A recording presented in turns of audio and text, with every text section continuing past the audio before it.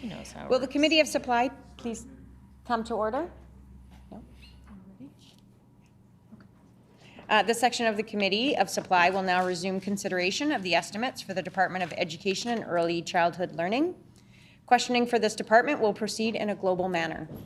The floor is now open for questions. Member for Lac Du Bonte. Thank you, Honorable Chairperson. And just to sort of pick up where we left off yesterday, hopefully, we'll continue on the great line of questioning and hopefully get to a little bit better answers, but the answers have been pretty good so far, so we'll sort of continue on that line. We'll just ask the minister if she was able to, over the last few hours, able to find out the answer on how many more French immersion Francophone teachers besides the answer of more. If she was able to get those numbers.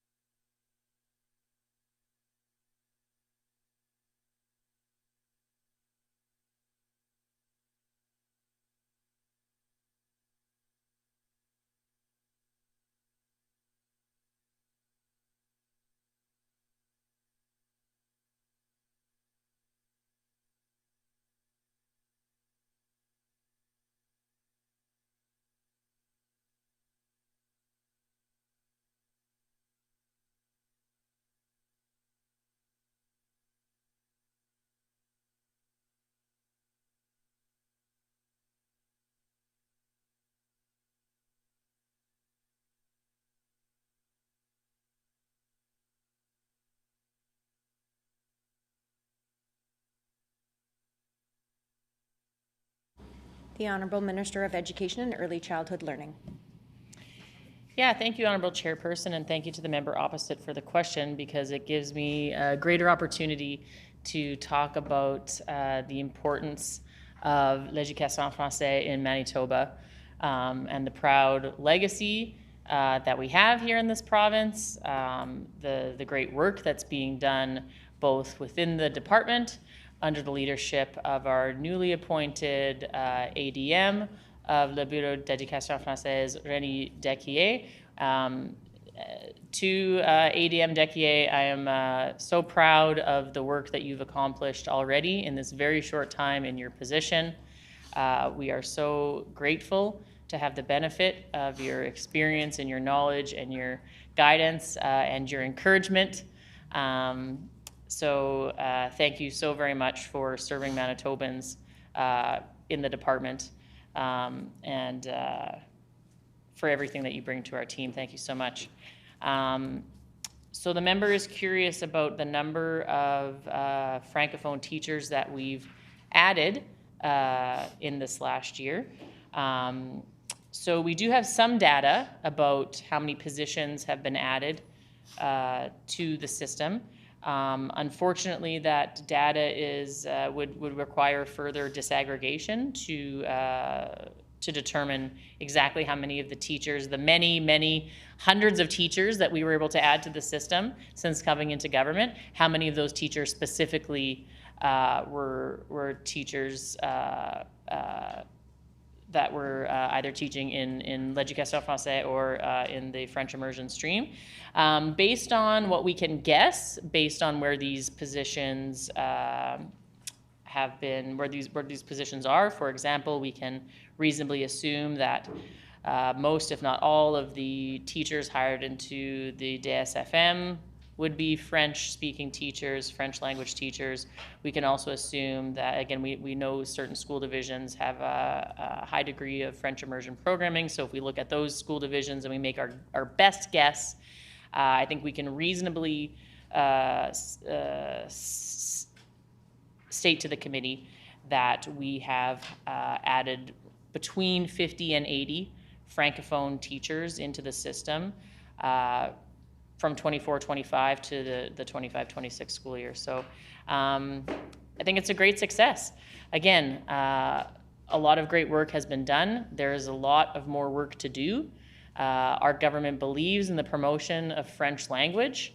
Our government successfully negotiated a significant agreement regarding the provision of French language services here in Manitoba between the federal government and the province of Manitoba. I thank my caucus colleagues, my government colleagues for their help in negotiating that agreement. I think many ministers were involved, but I know that the MLA for Brandon East, Minister Glenn Simard, the Minister of Municipal and Northern Relations, was instrumental in that negotiation and securing those important funds for Manitoba, which will assist in the provision of French language services within the education system, within our healthcare system, and really across government. Again, I'm so proud to work on a team with so many Francophones. We have a couple of Francophone educators on the government bench. The MLA for St. Boniface spent many years before becoming an MLA, was an educator, was a teacher who taught many Francophone students. And also, I just mentioned him, the MLA for Brandon East, the Honourable Minister of Municipal Northern Relations, Glenn Simard, was also a French language. Just a reminder, you cannot use the first and last names, just address as Minister of Municipal and Northern Affairs. The Minister of Education. Thank you very much for your guidance, Honourable Chairperson, and that was not intentional, but I appreciate your guidance, and I will endeavour to do better. So not only do we have members of our caucus that have been Francophone educators, but we also have a Premier who is fluently, I was about to say bilingual, but I would not want to disrespect the Premier. I believe he speaks a few more than 2 languages. But I'm so proud to be part of a member of a team that values bilingualism and French language here in the province. It's something, as Manitobans, we should all be very proud of, and that we will, as a department, continue to work towards adding more and more Francophone teachers into our system. The member for Lac Du Bonny.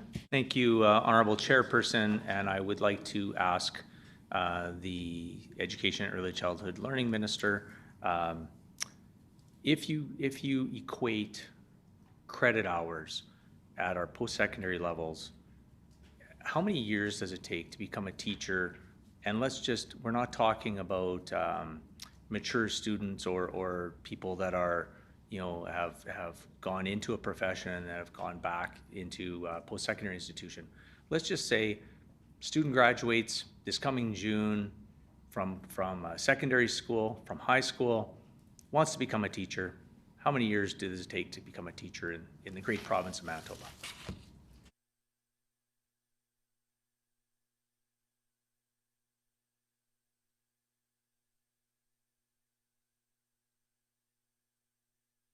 The Honourable Minister of Education and Early Childhood Learning. Thank you, Honourable Chairperson. Happy to answer the question. It's a peculiar one, however, because I happen to be aware, as he's put on the record many times, that the member opposite is in fact a teacher here in Manitoba. I believe he was educated here in Manitoba, however, I'm not certain of that fact. My point being is that the member, this is public information, for which the member, not only is it public information, but it's personal information that the member would have, that he would know. So I find his question particularly curious. I find it particularly unserious. This committee has gathered here today with the support of the incredible committee staff, the support of the Department of Education, who are taking time out of their day in which they would regularly be serving Manitobans and working to deliver the best education system that we can. We've gathered here today at Committee of Supply, which is very important. I'm here to answer questions, happy to speak about education, happy to speak about childcare. Would love, in fact, to get some questions on childcare. Hopefully we'll see that from the members opposite. It wouldn't surprise me if we didn't get any questions on childcare. And it wouldn't surprise me because during their time in office, they paid little to no attention to the sector. So we'll see what they have. We'll see what they have to come forward with their questioning today. Again, I find this question to be incredibly unserious and a waste of the committee's time. Again, it's public information that anyone could access. You can go on to the website of one of the many institutions that we have here in the province that offers this degree, this amazing degree, which I encourage students that are graduating this June or adult learners, anyone in the province of Manitoba, any internationally educated teachers we might have in the province of Manitoba, anyone who's later in their life thinking about joining the profession, coming back to the profession perhaps after being driven out after years of neglect and disrespect under the leadership of Heather Stephenson and the previous education minister who joins us here today. I would encourage all of you to check out the websites of the University of Manitoba, the University of Winnipeg, l'Université de Saint-Boniface, and those websites will tell you how long the degree is. It is a worthwhile degree. You won't regret it, I can tell you that much. It is a noble profession, and we need you here in Manitoba. We need more teachers here in Manitoba to join this excellent profession and to shape the future of our province and to teach the young minds that are in our classrooms. So again, this is not only public information that anyone can look up. I think probably even most lay people probably know. You don't have to be a teacher or you don't have to know a teacher to know the answer to this question. It's pretty common knowledge. Most high schoolers, I think, would know it. And again, it's not just public information, it's personal information that the member has. The member has a Bachelor of Education, and knows full well how long it took him. He was the Minister of Education. He ought to know the answer to this question.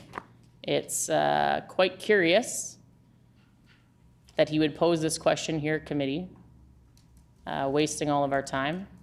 I would love to talk about the investments we're making in math, significant investments we're making in math. We have flowed dollars directly to some of the most underserved schools in our province for these last few months of school so that we can have math tutors directly supporting the students that need it the most so that they can achieve the outcomes that we know they are capable of achieving. We are extending grade 9 math so that no longer will it be taught over one semester, it's going to be taught over 2 semesters, giving students more time to engage with the material, more time to engage with their educators, and more time to find success. Again, the success that we know as a government that they can achieve. As long as their schools are properly funded, as long as their teachers feel supported and respected, as long as they have food in their belly, which again is another great achievement of this government. Nello's Law, the Universal Nutrition Program. So please join the teaching profession. Member for Lac Du Bonnet. Honorable Chairperson. So Manitobans, those who've tuned in today again, thank you for joining us in room 254 for the estimates of education and early childhood learning. The minister talks about wasting time. The minister took over 5 minutes plus however long it took the minister to consult with her department officials on a non-answer. She actually didn't say the answer to the question that I had asked. Yes, many people in the province, prior to a certain amount of years, were able to enter the teaching profession by going to common school. And then later on, it was 4-year degree, and then they were classified as a class 4, which when I graduated from university, I was a class 4. Then after that, you were able to extend your education and get either further degrees and those types of things, and then move up the classes as far as education goes. Right now, we're graduating class 5 teachers, and the reason for the question, because the minister showed today again on the record after 5 minutes plus of wasting your time, Manitobans, and not coming up with the answer, is the fact that to become a teacher takes longer than a year and a half. Why do I point that out? Is because the minister, even though she said yesterday that she fails to and she doesn't like to pat herself on the back, but the over 600 claimed new teaching positions in Manitoba, she wants to take credit for, which, if you do the basic math, and I understand that the minister from yesterday, and I do understand from yesterday, and so the minister wants to heckle me from her chair, she'll have another 5 minutes of hopefully not wasting your time, Manitobans. But the point is that it's important to put correct information on the record. And so when we take a look at the different teaching positions that are now entered the teaching profession, it is considerably more than what was 2023. Why? Because students graduate from post-secondary and then go on to the teaching profession. One of the things that was very disturbing and unsettling, I think, to many Manitobans and to those education partners throughout our great province of ours, specifically school divisions, but not only school divisions, but to area communities that have long waited for schools. And we saw the education minister and her premier cancel many schools that this coming fall would be the fall of 2025. I know that many schools would be coming online, if not this coming fall, for sure by the following. And so it's interesting that the minister, again, patting herself on the back, had decided to go and cancel so many of those school projects that were promised by the previous government that, again, whoever won the 2023 election was not actually going to be able to actually go cut the ribbon till 25, 26. And a couple of the ribbons that the minister will be able to cut if she continues to remain in that position, will be thankfully to the hard work of our previous government, making sure that we are building bricks and mortar so that we can put those additional students into classrooms, as opposed to right now, the minister, what she can take credit for is putting up more mobile classrooms. We used to call them huts, but ready to move classrooms. And I think, matter of fact, Honorable Chairperson, the minister also is now putting students in not only hallways, but in areas of the schools where they at one time took music lessons, at one time took art lessons, at one time sat in a library and read books, or went on the internet to do some research or whatever else. It's unfortunate that the minister went and did that, but that will be her legacy, since she wants to talk about legacies. And within those schools that were canceled, Honorable Chairperson, we're also talking about well over 770 childcare spaces, since she wants to also talk about childcare. I've got lots of questions for this minister. I'm just hoping that we'll get some answers, as opposed to wasting 6+ minutes on a non-answer in her last The time answer. has expired.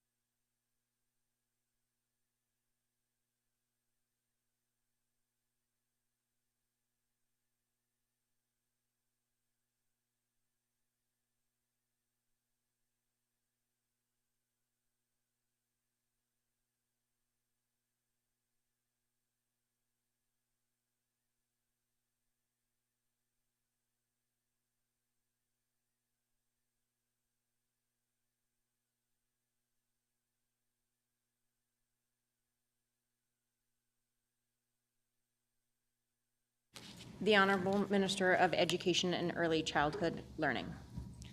Thank you very much, Honorable Chairperson. There's a saying that I believe in very strongly, that I say often, and that is that we see the world not as it is, we see the world as we are. And I think that that statement is very true here today. The member opposite really shows his hand when he suggests that I'm patting myself on the back, when really what he wanted to do, where he got to after accusing me of patting myself on the back, was to pat himself on the back for all of the graduates who we are so grateful for, who have chosen the noble profession of teaching. It really is a noble profession. I have so much respect for teachers in this province and the role that they play. And again, I take no credit for their success. I do take credit, however, for being a part of a team that has restored faith in the education sector, that has enticed people previously driven away from the education system under the leadership of the former PC government, the disrespect, the stagnant wages, the growing class sizes.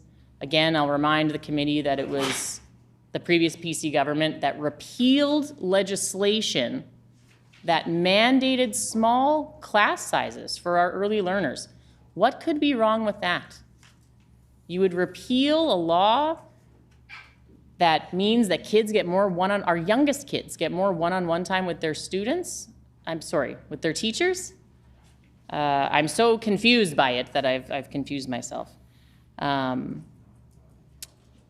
So, the member talks about his failed government's announcements to build schools, and that's really all that they were. They were announcements. We know for a fact that they were not budgeted for. And we know for a fact that none of those imaginary schools that were announced, again, in the dying days of a government that was desperate to be reelected, they had lost the trust and the faith of Manitobans, and in a desperate effort to try to keep a couple of votes, they announced a bunch of imaginary schools, which is, again, a problem from a political perspective, but certainly what's really egregious is the false hope that that created in communities. He talked about the schools, he talked about the childcare spaces. It's reprehensible that you would create false hope in these communities. They had no plan, they had no money for whatever imaginary plan that they did have. We're doing things differently. We've announced in Budget 2025 that our 5-year capital plan and the resources that we have set aside will build 11 new schools for Manitobans in every part of our province. We have announced a K-8 Devonshire Park School in River East Transcona, 2 K-8 schools in Pembina Trail School Divisions, one at Prairie Point and one at Bridgewater Lakes, a K-8 school in the Meadowlands, and 2 K-8 schools, I apologize, in Seven Oaks School Division, one at Meadowlands, one at Highland Point, a K-8 school in Southwest Brandon, high schools in Neepawa, high schools in Northwest Winnipeg, and high schools in St. Anne. And again, we were just previously talking about l'Éducation en français and the DSFM and Francophone teachers and our initiative to recruit and retain more French-speaking teachers here in Manitoba. To support their great work, we have also announced 2 schools for the DSFM, one in the community of Brandon and one in the great constituency of St. Boniface. So these schools have been budgeted for.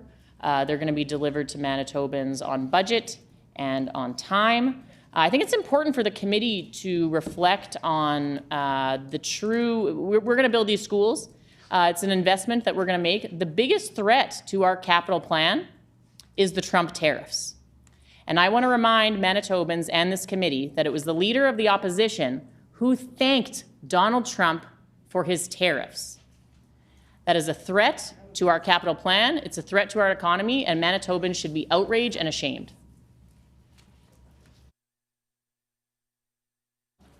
The member for Lac Du Bonny. You, Honorable Chairperson, and again, the Education Minister can't help herself, but that's okay. That's okay. So as far as the schools and that have been promised, well, and the minister is not putting on the record, but she says that she's going to keep on coming. So that's great. We're going to be here a while. I've got many questions. My colleagues have many questions. Manitobans have many questions for this education and early childhood learning minister. And when we talk about the fact that this minister is now re-announcing a lot of the schools that her government had canceled when they first formed government, she could maybe put on the record why did they cancel those schools that were announced and again promised to various different communities around this great province of ours. And basically it really shouldn't have taken that long for either her predecessor or herself to get comfortable in the role, to be able to then know that those conversations had happened with those school partners, with school divisions and communities and municipalities, and just basically finding where that need was in this great province of ours and committing to building schools. Because again, the education minister, I don't know how long the education minister will be in her role or had wanted to be in politics. But the historical fact is that for 17 and a half years, we saw the dark days and decay and decline of the Sellinger government. And then what ended up happening after that, so we had, 7.5 years of our government, and we went through 2.5, almost 3 years of COVID, where there were many challenges throughout the province, of course. And now we've got a year and a half, just over a year and a half of the Canoe government. And basically, we're not seeing anything. We're seeing a lot of announcements. We're seeing a lot of things being put on the record. And I'll give the education and early childhood learning minister some credit to this. She's putting not a whole lot of things on the record, because I'm not sure if it's the 3 political staff that are actually the spokespeople, or if it's the deputy minister, or who is the spokesperson for the department. But I don't see the education minister actually going out and saying some of these things. We see some light and fluffy sort of announcements, but with not really any kind of plan. The nice thing, though, I have to share is that a lot of the great initiatives that are happening, the education minister mentioned the financial literacy course pilot project under our government. Why? Because we know, talking with parents, guardians, and students, that they could see, and the business community as well, could see that students would definitely benefit from that course. So I'm really happy to see that the education minister is moving ahead with it.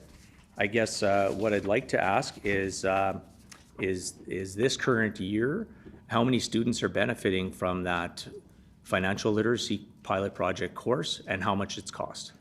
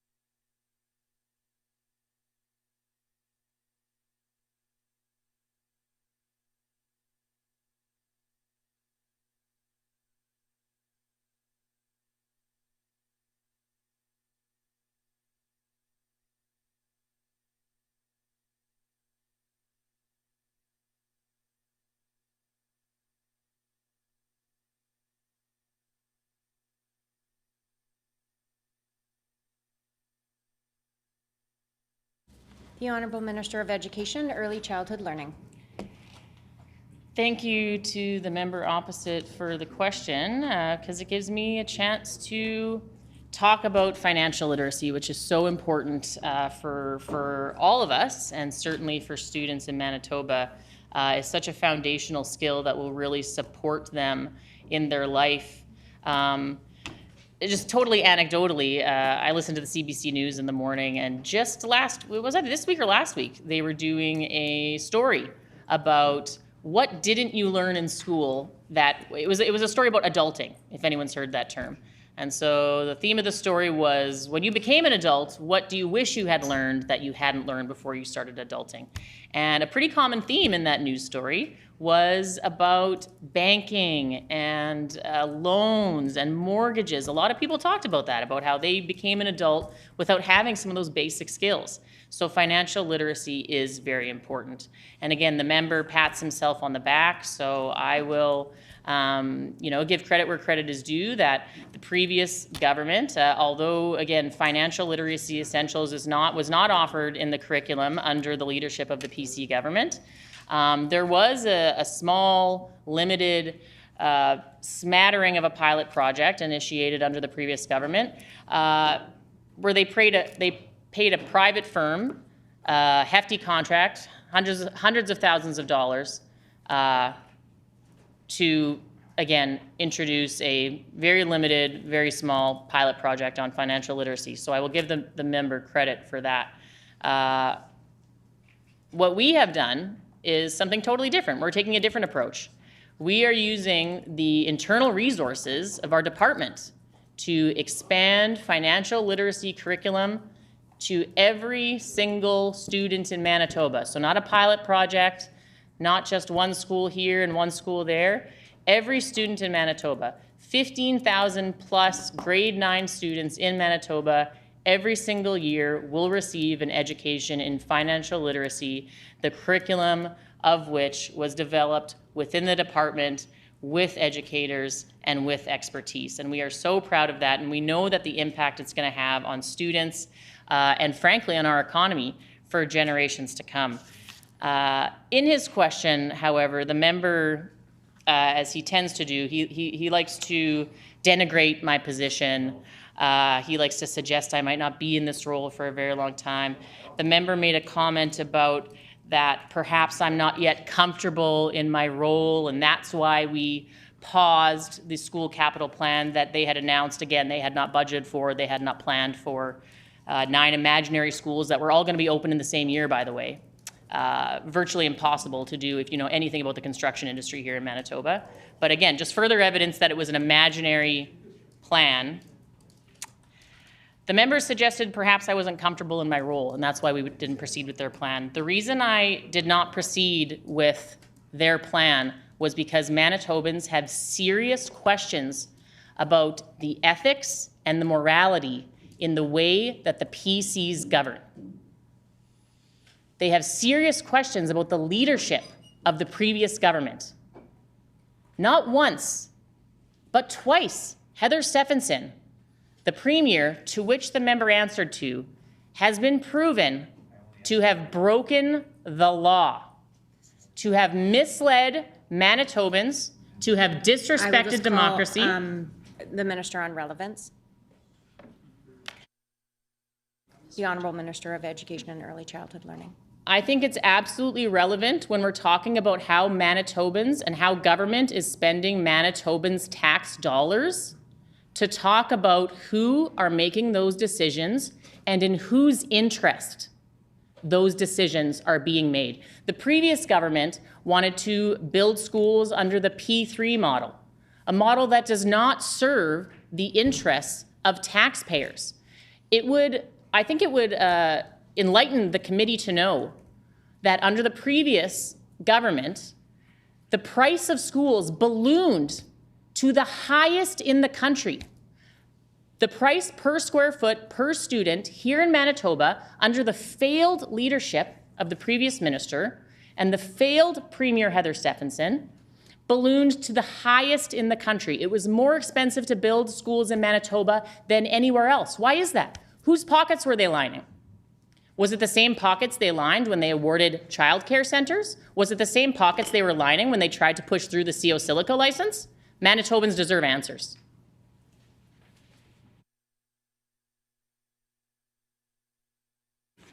Member for Lac Du Bonny. Thank you, Honourable Chairperson, and the Minister's not wrong. Manitobans deserve answers, and that's what we're here. That's why I'm here, asking the Minister of Education and Early Childhood Learning questions. So far, answers have been very minimal, but again, many of the things that the Minister's put on the record and accusing me of in regards to her position in that, it's up to the Premier whether the Premier wants to keep her in that role or not. I mean, it sounds like she's very well versed in infrastructure, as she said, maybe procurement, maybe bricks and mortar, maybe the ag industry, maybe injustice. I don't know. That's going to be up to her boss, the Premier, to figure out whether the Canoe government wants to have the Minister of Education and Early Childhood Learning in her role for some more time, or he might give the opportunity to some of the people who do not sit in that privileged front row that the minister was patting herself on the back for about a week and a half ago, and actually turn around and take a look at some of her supportive colleagues in the second and third row. It was unfortunate that the minister took that position, and for those of you that are watching today, I can point you towards question period about a week and a half ago when the minister talked down to her colleagues that were in other seats that are not in the front row in this chamber. But Honourable Speaker, or Honourable Chairperson, it is a privilege and an honour to have a seat in the Manitoba Legislature, to be able to serve the great constituents that put all 57 of us, well, right now 56 of us, into the chamber. And I think we all take that responsibility, doesn't matter of what political stripe, very important in order to move forward the questions and concerns of Manitobans. So the minister talks about the fake schools, and I don't even know what she's talking about, to be honest with you, when she starts going off topic. But when we start talking about new schools, many of the schools that the education minister had mentioned are ones that we actually had announced. I don't quite understand why her and her premier, her boss, decided to pause or cut those schools, but now they're re-announcing it. I mean, we do know that the premier likes to try to take some credit and get up front in front of that camera and fix his tie and smile to the camera and get those pictures taken. So we do know a lot of that is happening. For example, we did go out and announce a new school in River East, Transcona School Division, and to help them purchase some land for the new K-8 school in Devonshire Park. Now this minister goes and decides to not put it on the old Sumpka Gardens spot, but actually put it somewhere else. Again, it's ideology. It's unfortunate that this education minister, and you know what, I'm giving the education minister credit for this one, but it's more so her boss, the premier, who is stuck in his ideology to the point where he can't see good plans. And because majority of the time, the premier doesn't have his own plans. And he spent 7.5 years in opposition, nothing, nada, no plans moving forward. And so they cut the schools or paused the schools that we had planned, and then are now starting to re-announce some of them. The minister talks as if the 3P model is a bad thing. I mean, I don't know if she's ever traveled on Chief Peguis Trail, but hey, there's a 3P project. We want to talk about something a little bit closer to what's happened. I mean, the Charleswood Bridge is a 3P project, and also, distributing menstrual products all through the schools and community centers was a 3P project that we initiated, and I know that the minister continues on that. So I'd like to ask the minister, what does she have to say about the land purchase for the new school in Brandon School Division?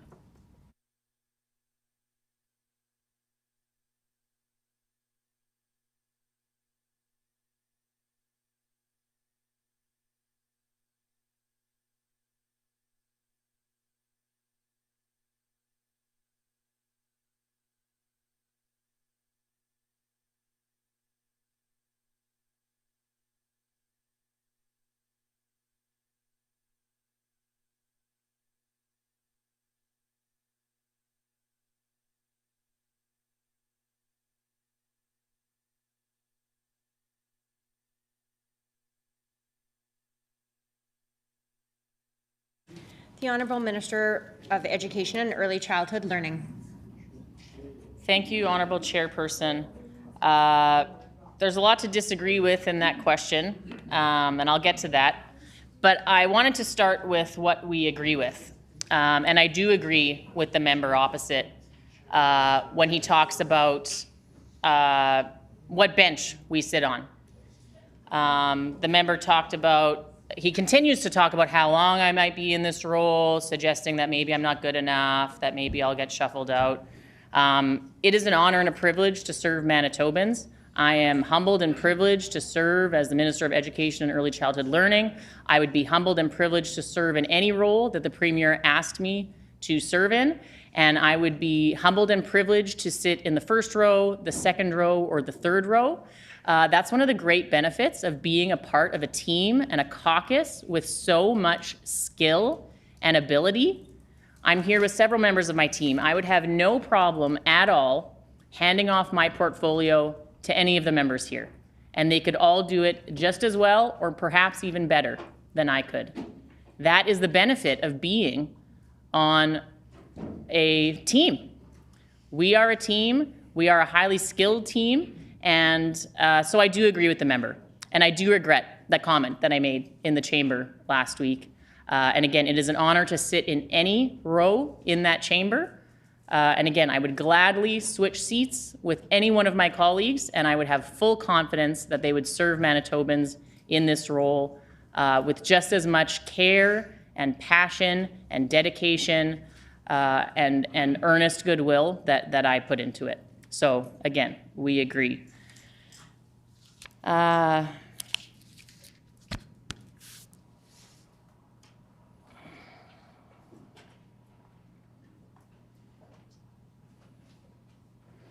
I also want to take a minute to speak about what I feel is a lot of misogyny that happens in this space. And I think it's particularly relevant when we're talking about the Department of Education and Early Childhood Learning. And that's because for decades, for hundreds of years, the work of teaching our youth, of caring for children, has been left to women. And so it means a lot to me to be a woman and to be the Minister of Education and Childhood Learning. I believe I'm the first woman to serve in the role since the great Honorable Nancy Allen. So it's been quite some time. And I think it's meaningful. And I think that women deserve to be respected for their role in education, in early childhood learning, in providing childcare and education for hundreds of years, for millennia, for our community, and the role that that plays not only in forming those young people and their lives, but contributing to our economy. And the members opposite are laughing and giggling. In fact, some of them are leaving. The real misogynists are revealing themselves because they can't even handle to hear about misogyny. The member opposite has sat here today and he's given credit. He has said, perhaps it's the Premier that's doing the minister's job. Perhaps it's her department that's doing her job. Perhaps it's her political staff. I know that the member would love to give the credit for my work to every man in this room, in the same way that he takes credit for all of the women in his caucus and the great role that they play. We know that it's true. We know that the member does not respect women. We know that the member does not respect educators. We know that the member does not respect the public service. And we know the member does not respect democracy. The Premier is my boss. Heather Stefanson was his boss. Whose interest was he serving under her leadership? It was very clear that the Ethics Commissioner has found that the former Premier of Manitoba, Heather Stefanson, broke the law. She's unethical. She led an unethical team. Okay. And Manitobans deserve answers. Whose interests were the previous government serving? Were they serving Manitobans' interests? Or were they serving private interests? Your time has expired. Thank you. The member, The member for Lac Du Bonny. Thank you, Honorable Chairperson. Manitobans, unbelievable what you just heard. Not once did I ever say anything demeaning to not only the minister herself or other women. I've had the pleasure of working in the education field for 17 years prior to getting into this wonderful, honorable position. But what is challenging is when colleagues from the other side, from the government side, starts to twist things. And it's unfortunate that the education minister feels the way she does. I can't help how she feels. But it's unfortunate. And again, whether she remains in education portfolio or not, it's up to the premier or up to the potential next election, whether her constituents decide to keep her there or not. Honorable Chairperson, I am going to pass the floor and the time for questioning over to my good friend and colleague, who happens to also to be a woman, the MLA for Roblin, for some questions till till she sees fit to pass the questioning back over to me. But the question, just so Manitobans are aware, was about the Brandon School Division, where the education minister came nowhere near the city of Brandon. So thank you, Honorable Chairperson. I pass the questions over to my good friend and colleague, the MLA for Roblin.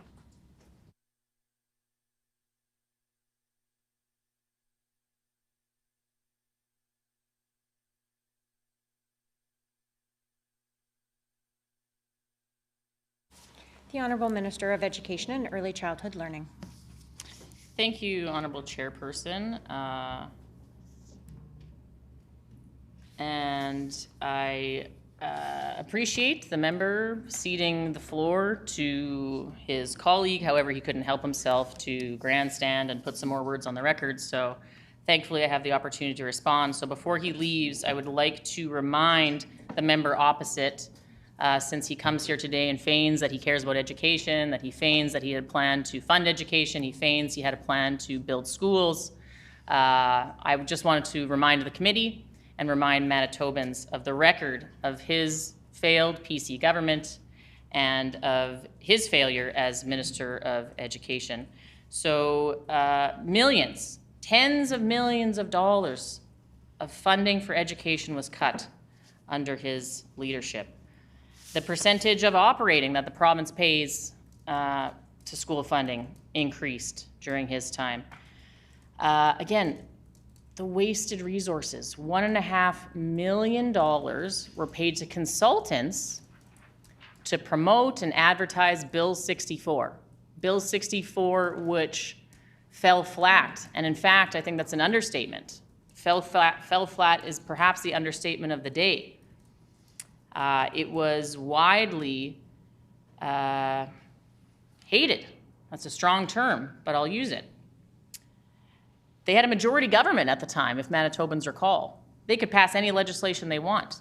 This legislation was so widely hated that they couldn't even pass their own bill. And after that, what was their plan? Nothing. Their plan on education was Bill 64. It was defunding education. It was getting rid of democracy in education. It was reducing the amount of freedom you have in education.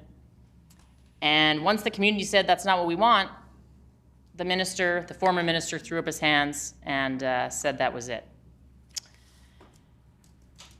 For 28 of the 37 school divisions in Manitoba, funding was cut from where it had been prior to the PCs taking office.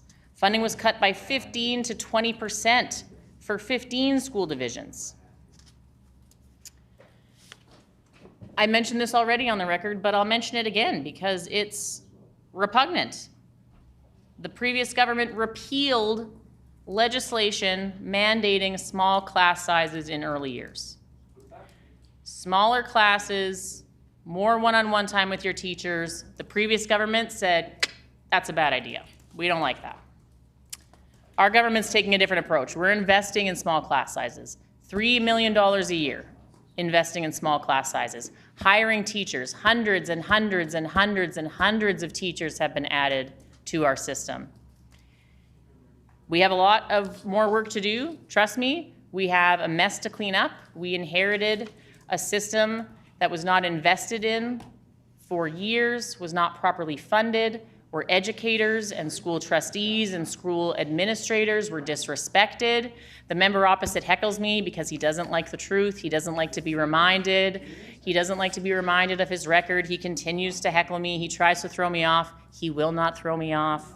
I've stood up to bigger bullies than him many times in my life. It's totally fine. Winnipeg School Division cut close to $5 million, including their nutrition program. Winnipeg School Division had to cut a nutrition program under the members' leadership. Under our leadership, under the vision of our Premier and the vision of Minister Nello Altamare, every student in Manitoba now has a nutrition program that they can rely on. In Seven Oaks School Division, they had to cut 28 educators. The member continues to heckle me. He thinks he's going to throw me off. He doesn't want to hear the truth. St. James Assiniboia cut 12 full-time teaching positions. Seven Oaks School Division was put into a deficit. Hanover School Division, a $2.7 million deficit is what they were left with under the leadership of the previous failed government. On this side of the House, the NDP government, we see education as a worthwhile investment. We're going to continue investing. We're going to continue working with our education partners, educators, administrators, trustees, experts, researchers, post-secondaries. We're here to partner with you in service to Manitoba children. Thank you. The member for Roblin. Thank you. And before I get into the substance of my question, I just want to respond to something that the minister said. And I feel compelled to respond because I don't think any of us in this legislature, regardless of political stripe, who are women, got here without encountering misogyny at some point in some form. I think we're all familiar with that and what it looks like. And it's not a term that should be used lightly or thrown around during debate when there isn't substance to back it up. And as somebody who has worked with the member for Lac du Bonny quite closely over the last year and a half, I can tell you without a doubt, he is not a misogynist. I have never felt anything but supported and lifted up. During his time as interim leader of the opposition, he went out of his way to put me in a position of leadership in our caucus. He did everything he could to give me profile in my critic role when he didn't have to.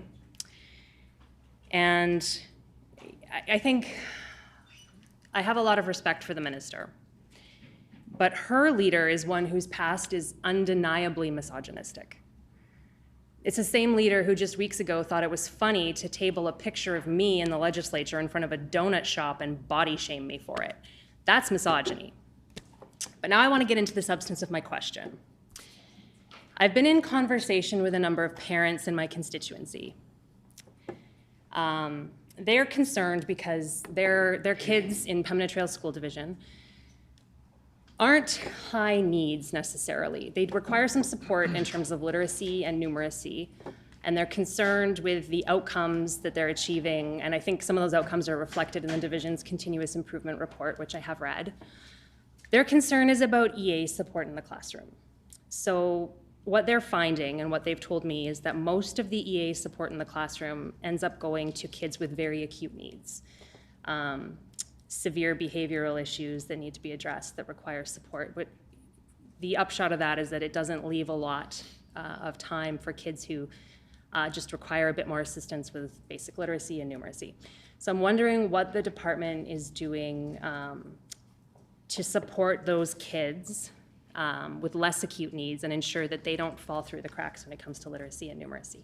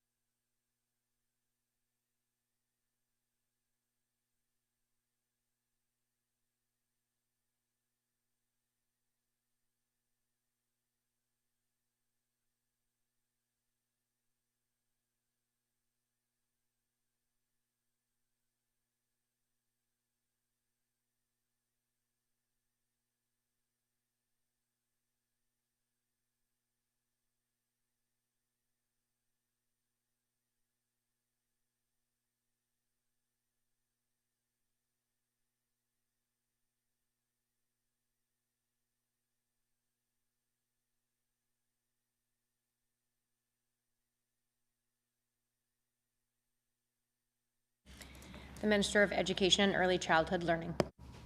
Thank you, Honorable Chairperson, and thank you to the member for what I think is a really important question. I will say to the member that, you know, I appreciate her words and her experiences, and I will certainly reflect on them. I hope that the member knows that I think I understand the seriousness of the term. I don't make statements like that lightly. But again, I appreciate her words. I too have a great deal of respect for the member for Roblin. And I would make a friendly suggestion to her not to give so much credit for her high profile to her colleagues, but I digress. When it comes to the question of how we are supporting students in the classroom, when it comes to numeracy and literacy, I mean, we're doing a lot of things.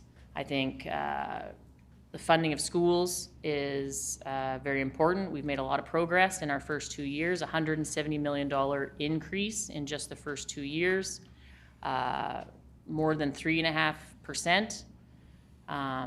This is something that school divisions have been needing and wanting for a long time. We are here to partner with them to allow them to grow their budgets and add positions. We know that the best thing for students, the best way for students to gain understanding and improve their assessments and their outcomes is through greater one-on-one time with educators.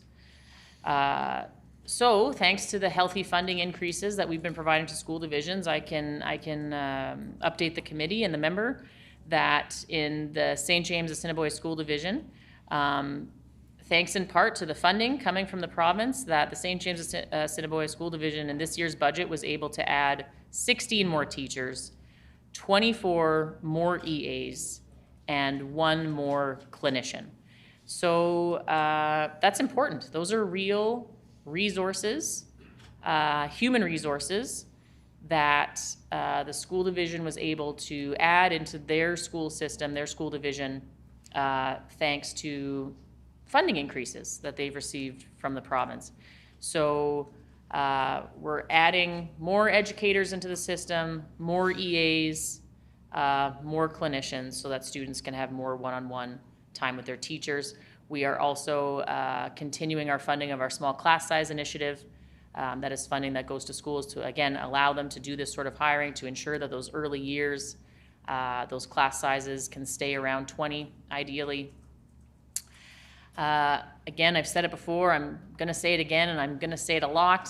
The Universal Nutrition Program is really fundamental for students' learning. We know that so many students struggle, whether they're struggling with their attention, whether they're struggling with their behavior, with the way that they're able to absorb the material, oftentimes, or at least some of the time, can be attributed to not having enough breakfast that day, not having a lunch to look forward to. So I don't think it can be overstated how important the Universal Nutrition Program is to support all students and their learning. But we've made some great announcement recently on both literacy and numeracy supports for the classroom.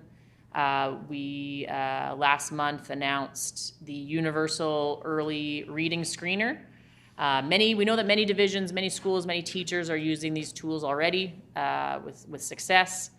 Our announcement is just making sure that those supports, those tools or resources are available to all teachers, all schools and all school divisions here in Manitoba. And we know that that early screening tool is just one part of the solution. That's going to help us identify barriers, challenges that students might be facing, and so that we can help address their need and provide them the supports that they need. We've also added financial literacy to grade 9, something that's going to be very important for students' learning. And we have expanded the grade 9 math course so that it's taught over a full year. So these are a few things we're doing. Happy to get into more detail or answer whatever questions the members might have. The member for Roblin. Thank you, and I appreciate the updated stats for St. James. I do have one school in the St. James Assiniboine School Division, but most of the schools in my constituency are in Pembina Trails. And, you know, it's tricky to talk about this issue because I certainly support inclusion in the classroom. I think it's very important. But, you know, I had a group of parents who approached me recently because their kid's classroom had to be evacuated for a full hour. And fortunately, it's nice weather, they were able to go outside, but it had to be evacuated because of an issue with one student that ended up requiring most of the support staff in the school to de-escalate. And so these parents are a little bit concerned about, you know, the impact on overall student learning when we're dealing with situations like this, and the availability of support for their kids as well, who have less acute needs. So I'm just wondering if there are any steps underway through the department that would then trickle down to the school divisions, and you have to forgive me because I'm not as familiar with how the education system works as I am with how the healthcare system works. In terms of dealing with the need for additional support in the classroom beyond just the most acute needs, if I'm making that clear.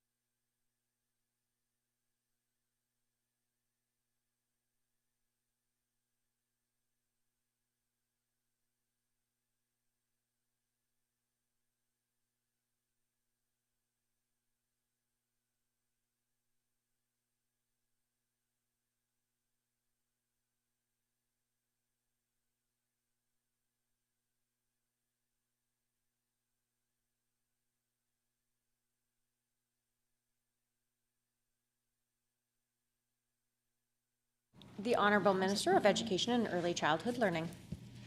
Thank you, Honourable Chairperson, and thank you to the member for the question. I also appreciate the member's recognition that this is it's a challenging topic. It's challenging to talk about.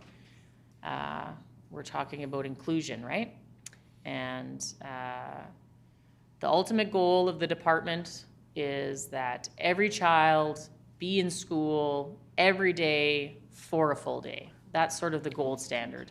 Of course, we know that's not always possible for all learners, that learners across Manitoba have different needs, and that schools and teachers and divisions need the appropriate supports and resources to be able to address those different learning needs.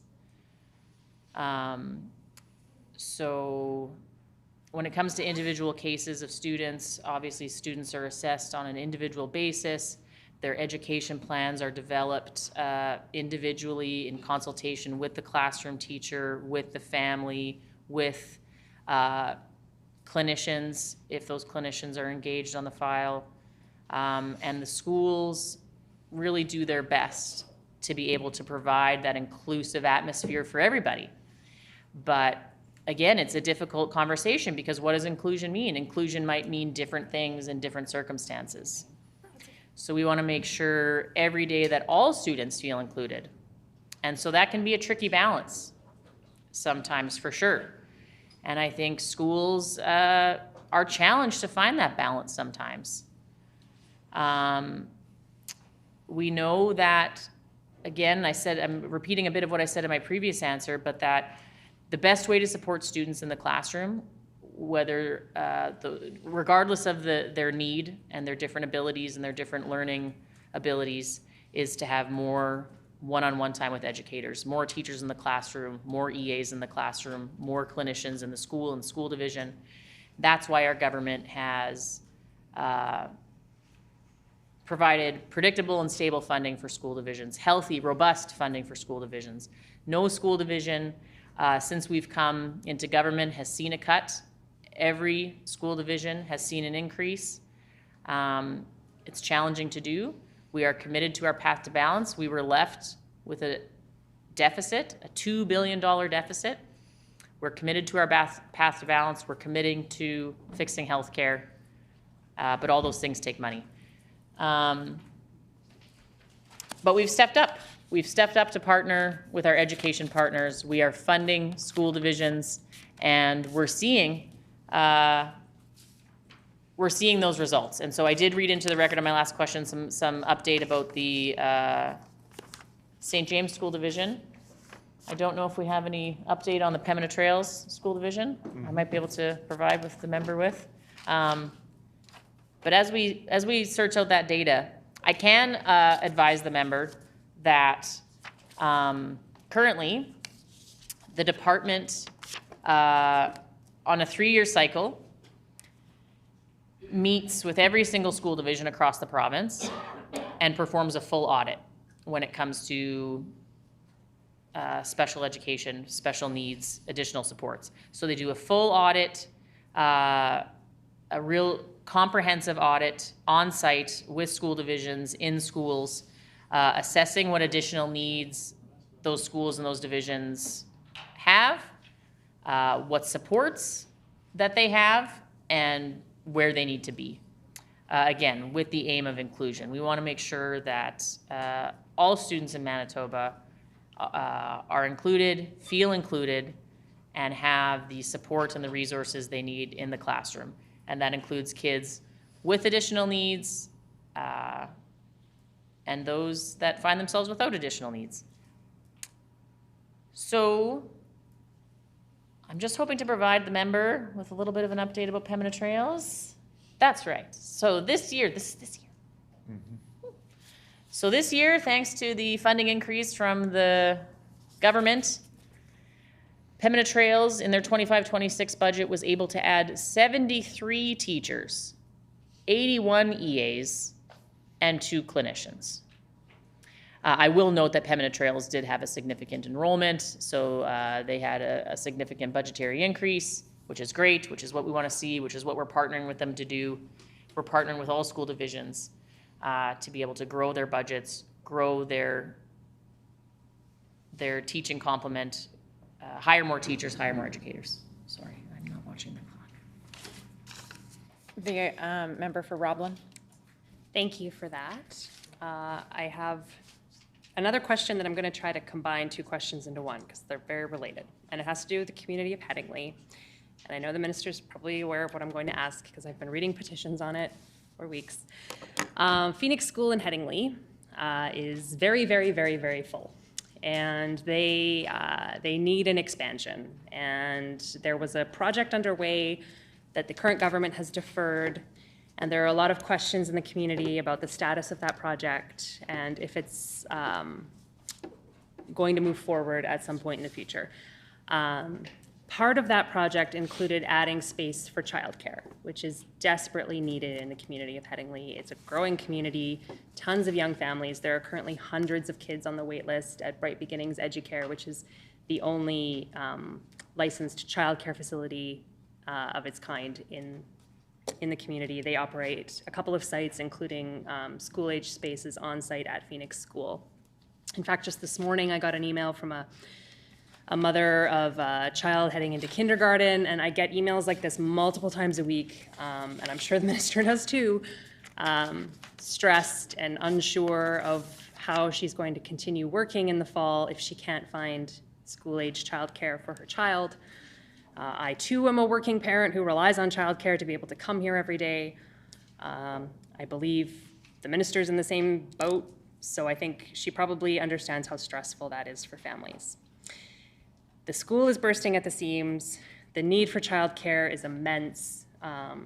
So first, I'm going to urge the minister to make the Phoenix School project a priority within her department.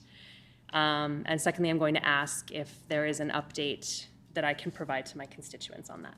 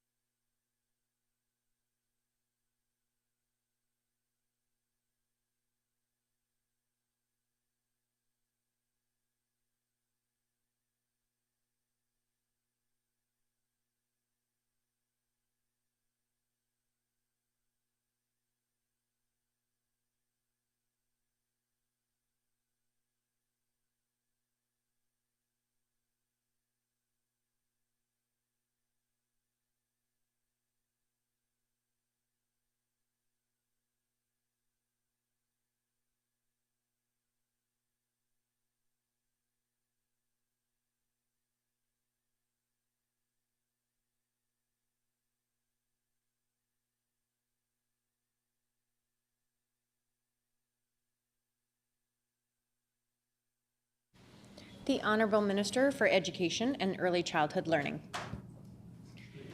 Thank you, Honorable Chairperson, and thank you to the member for the question. And yeah, I mean, I appreciate the member's advocacy for her community. It's a privilege to get to do that as an MLA, and so I thank her and recognize her for that. The need is great across the province. Schools have been underfunded, teachers have been underpaid, class sizes have ballooned, schools have filled. And just as the member from Lactabani pointed out earlier that, you know, people don't graduate from university right away, nor do schools become full right away. So there's a lot of catch up to do. There's a lot of catching up to do. We have announced a capital plan for this year where we have committed to build 11 new schools over the next 5 years. Part of that capital plan also includes, on top of the 11 new schools, some major projects and renovations, some deferred maintenance, which was neglected but under the leadership of the previous government. And so we're making a lot of great investments. But again, we know the need is also great. I know the need in her community. And again, I appreciate her advocacy for her constituents. I'll remind the committee, as I mentioned previously in one of my previous answers, that the cost of building new schools and renovating new schools ballooned under the previous government. They were not responsible with the public purse, and we see that with the deficit that we were left, a $2 billion deficit our government inherited due to the lack of fiscal conservatism that they run on and that they espouse. The truth is that they spent very irresponsibly in their last year in government to try to win votes after losing the trust and the confidence of Manitobans. They tried to spend on their way out the door, hoping that it might get them a few votes, but it didn't work. So our government has the monumental task of balancing investments that are needed in education, that we're proud to make in education, but we need to balance those investments against affordability for Manitobans and making sure that we're building schools responsibly. Under the previous government, schools were being built to the tune of $80 million.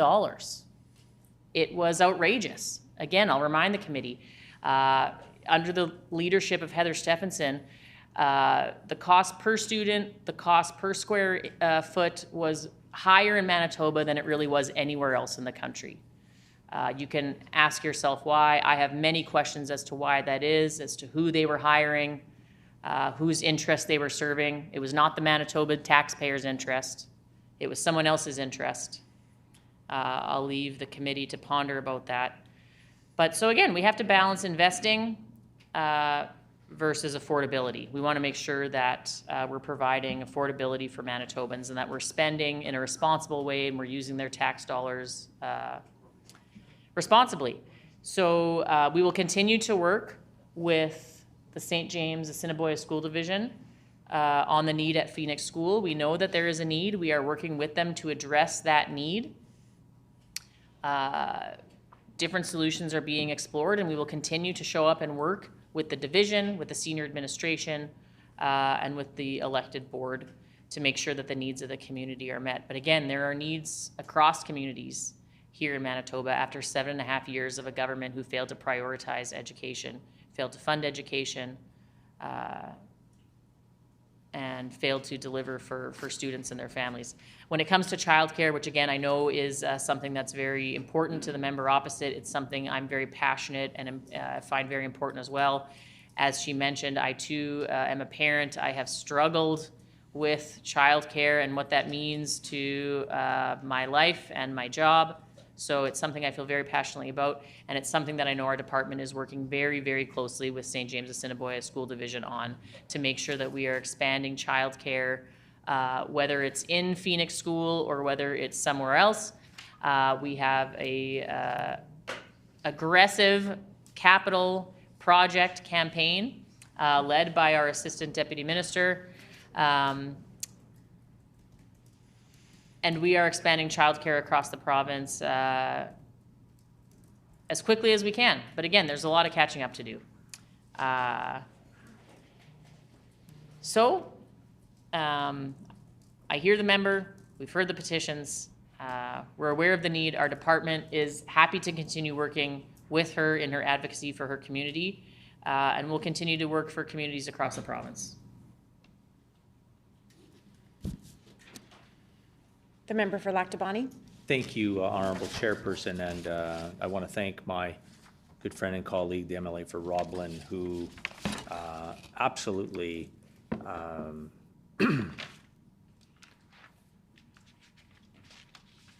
stands absolutely on her own credibility and the hard work and everything that she has put in, not only into the position that she holds within our caucus, but within her community and definitely within her family. And I think there's many people that could take a lesson from the MLA for Roblin.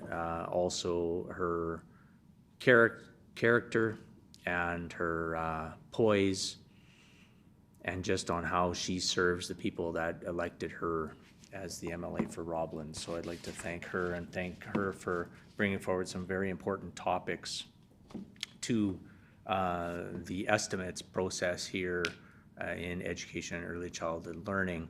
Now, I listen to attentively, because that's my job, is to listen to the education minister, and unfortunately the education minister decides to put,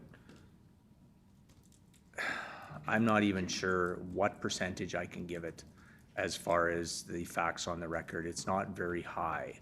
But the nice thing that the education minister does is put things on the record that helps me prove the point to you Manitobans that they are putting misinformation on the record.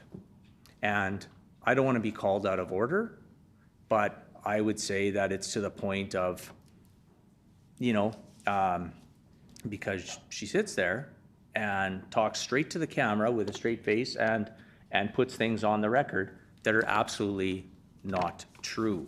But I appreciate her doing that because it gives me an opportunity to correct the record and to point out the fact of the hypocrisy that is being said by the Education and Early Childhood Learning Minister.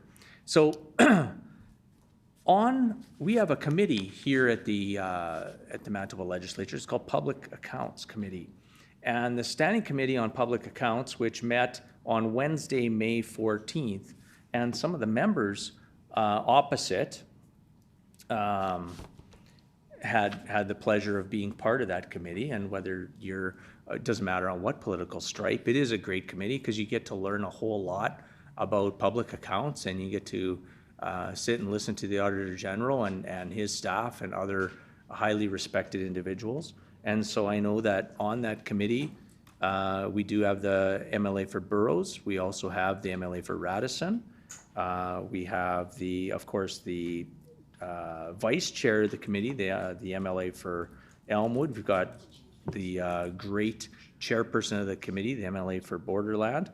We have also the MLA for Fort Richmond, myself, and we've got the MLA for Midland and the MLA for Kirkfield Park.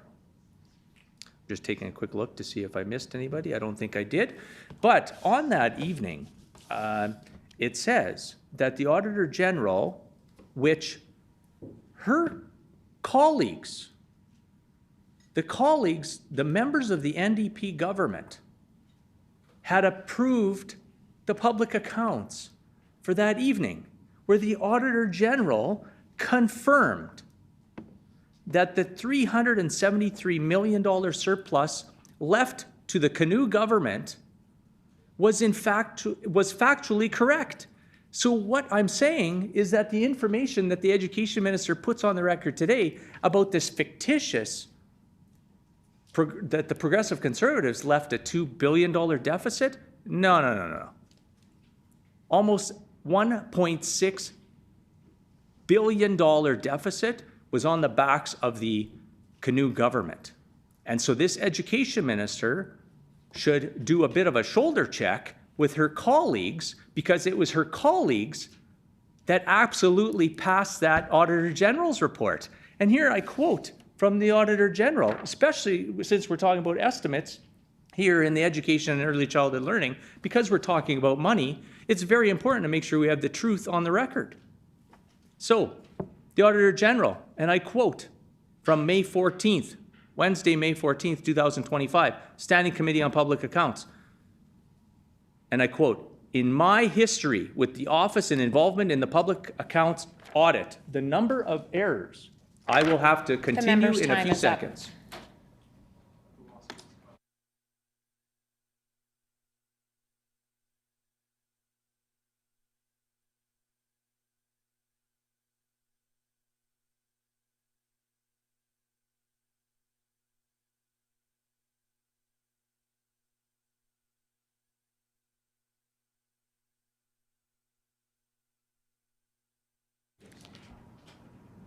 The honourable member for Education and Early Childhood Learning. Thank you, Honorable Speaker. Let's talk about the Office of the Auditor General. I'd be glad to. I'm so glad that the member brought it up. He might want to share with the committee and with Manitobans about the fact that some of the decision-making that he made as the Minister of Education has recently been referred to the Office of the Auditor General for investigation. I wonder if the member would like to update the committee about that. There's a lot of questions that Manitobans have about how the previous PC government governed. They had a lot of questions. Manitobans thought they knew. They thought they knew, they thought that they had found the depths of the PC caucus. They thought when they saw the billboards and the garbage cans attacking trans youth, they thought that they had saw the bottom of the barrel of the PC government. But they hadn't. Thank goodness Manitobans had the good sense to elect a new government. And what we've discovered since coming into government is that the Tories are exactly who you think they are. I spent a year knocking on doors talking to Manitobans. And unfortunately, something that we hear a lot from Manitobans, from Canadians, from Americans, from people around the world is this distrust in politicians. I heard that a lot on the doorstep, unfortunately. I heard people say, "I'm not sure I could vote for you. I don't know if I can vote for anybody. I don't know if I can trust any politician anymore. Government, you know what they do? They tell you one thing, they do another. They get into power, they scratch their friends' backs. I don't want any part of that." And I couldn't agree more. It's disheartening and frustrating to feel that that's how your government would operate. But I'm an optimist. I like to give people the benefit of the doubt. I like to think that that's not actually how anyone would govern. If given the great privilege of governing a province, of being given that great privilege, you would hope that anyone that was given that privilege would make decisions only in the best interests of the constituents that they serve. That's what you would hope. That's what I, deep in my heart, believed, even of the Tories. I believed that I disagree with the decisions they make, but they must actually, in some weird, twisted way that I don't understand, actually believe that what they're doing is in the best interest of Manitobans. That's what the good-natured person in me believed. But guess what we've discovered since coming into office? You were right, Manitoba. That is how they govern. They govern for their friends. They get into power and they govern for the interests of their friends and for themselves. They govern in the interests of the Filmans. That's what the Ethics Commissioner told us this week.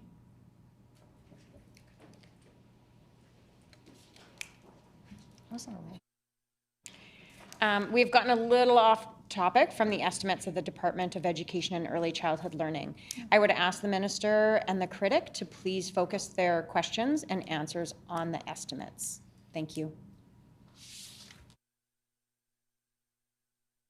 Sorry, the Honourable Minister of Education and Early Childhood Learning.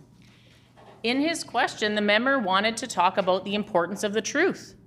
And I think it's important for Manitobans to know the truth. They need to know that we had to pause the new schools that the previous government had announced. Again, they hadn't planned for, they hadn't budgeted for. We had to pause them and ask some serious questions. Who's benefiting from this? How are these taxpayer dollars being respected? Are taxpayers getting value for dollar? Are these contracts going to the friends of the PC party? Are they going to Marnie Larkin, the person who is in charge of running the election for the PCs? These are incredible facts that we have learned this week. These aren't allegations any longer. These are facts. This is the truth. And Manitobans need to know the difference between electing a PC government and electing an NDP government. The PCs are exactly who you think they are. They are the worst of what we see in government. People that take power for themselves and spread it amongst their already privileged friends. The NDP will and will continue to, and we have, sniff out. If the minister could just bring it back to the estimates. Honorable Minister of Education and Early Childhood Learning. This government will always spend your tax dollars in your interest. We'll always make sure that you are getting value for money. And I can say so proudly that myself as minister and no one else on our team has ever been guided by anything else but serving Manitobans and serving their interests. Thank you. The member for Lac du Bonnet. Thank you, Honorable Chairperson. And Manitobans, you're hearing it here again. The minister had 5 minutes to, the minister had the opportunity to apologize and to correct the record of her mistake. And I'm not sure if it's just because in her caucus, much like the member for Fort Garry was in there, but then shed light on what actually happens in their caucus. I don't think there's many debriefs about many of the standing committees, especially when we're talking about finances, especially when we're getting into education and early childhood learning, especially when we're talking about public accounts and the use of money. So as I was saying, the Auditor General had pointed out that when the Canoe government took over power, because we lost the election, not because they won it, they were sitting at a $373 million surplus. And again, the Minister of Education talks about the $2 billion. In fact, it was a $1.6 billion deficit that this Canoe government came into government with no plans. They still have no plans. Many of the announcements that the Education Minister talks about is recycled announcements that we had, but then we also had plans backed with dollars and cents to move forward on those projects. So the Auditor General had said, and I quote, "In my history with the office and involvement in the public accounts audit, the number of errors we identified and the amount of the adjustments required was, in my view, unprecedented. I hadn't been part of an audit where there were that many identified errors brought forward for correction." End quote. That's the Auditor General talking about. Order, please. I would just like to remind the member of Lac du Bonnet that we are here to discuss the estimates of the Department of Education and Early Childhood Learning. Could the member please tie his question back to the estimates for this department specifically? Thank you. The member for Lac du Bonnet. Thank you, Honorable Chairperson. And as we're talking about finances again for the Department of Education and Early Childhood Learning, it's very important to know where the finances of the province are sitting at. And as we move forward on procurement and capital projects, whether that's schools that were canceled under this Canoe government, early childhood education spaces, which were canceled under this Canoe government, it is important to know where the Auditor General stands in regards to the finances and the bookkeeping of this Canoe government. So my last quote before I get on to the specific question to the minister, the Auditor General said, and I quote, and this was May 14th, Wednesday, May 14th, Standing Committee on Public Accounts, which her colleagues had all voted in favor of passing it. I quote, In my report to the legislature for the year ended December 31st, 2024, I identify a number of weaknesses in financial statement preparation on the part of the province. Canoe government. I better back up. Now I'll continue the quote. Including a lack of understanding of what info is required to support amounts in financial records, a lack of review of information that was prepared to support the amounts in the records, and noted weak controls over some of the financial reporting process, end quote. So again, we get to the fact that the education minister is talking about new schools. No plans, has taken some re-announcements. I just want to remind the minister that we, the Progressive Conservative government, which was in government for 7.5 years, had finished 14 of 22 schools promised. Now, it's unfortunate that she is so stuck in her ideology, including with her boss, the premier, that they can't see moving forward to benefit the children that she says that she's here to support. We need to build the schools. We need to make sure that there's room. I want her opinion on the new school in the Brandon School Division with the land purchase for the Southwest School in Brandon. The Honourable Minister of Education and Early Childhood Learning. Thank you, Honourable Chairperson. So the member would like to talk about my boss, the great Premier of Manitoba, Premier Canoe, and read quotes into the record. Let's read some quotes that were put onto the record that are Manitobans I know are horrified and shocked about. Read some quotes onto the record from the Ethics Commissioner about his boss. And I know the member can't stand to listen because he's so embarrassed. Point of order, sorry. Can you tie it back to the estimates of the education and early childhood learning portfolio, please? To know the record. Honourable Minister of Education and Early Childhood Learning.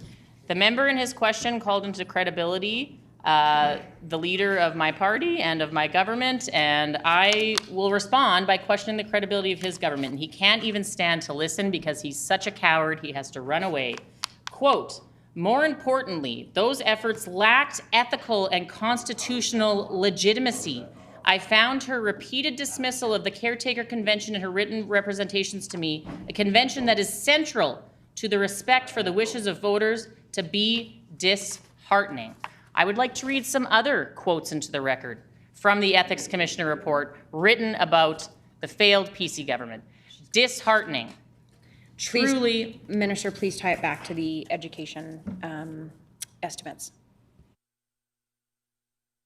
Honourable Minister. Thank you, Honourable Chairperson. And our government was left with an incredible deficit, which limits our ability to deliver on school funding and school capital to the tune that we would like to. We would like to be able to support school divisions on a greater basis, but unfortunately, we've been left with a deficit from a government that cannot be trusted, a government who has been shown to lack ethical and constitutional legitimacy. The hour being 5 o'clock, we will now rise.